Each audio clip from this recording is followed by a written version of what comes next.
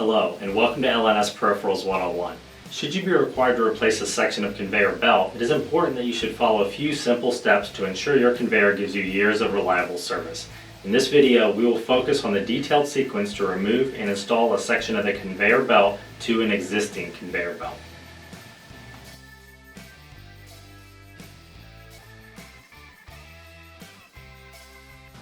To remove a section of belt, first remove the crimp on one end of the belt.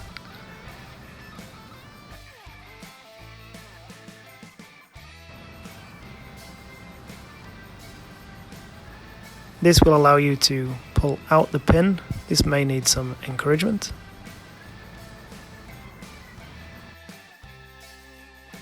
And this section of belt can then be removed.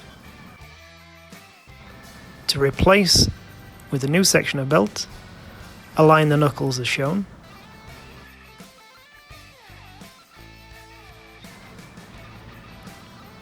Take the pin, insert it through the two link plates, then the roller, then the side wing, through the hinge plates,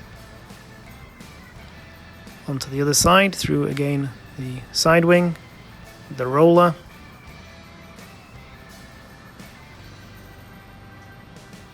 and the two link plates. With the connecting pin, put a washer and a split pin. Curl around the split pin as shown on both sides. Your belt is now connected. Thank you for watching this episode of LNS Peripherals 101. I hope it has helped you increase your machine tool efficiency. If you have any questions about any LNS products or if you'd like us to consider other video topics in the future, please let us know.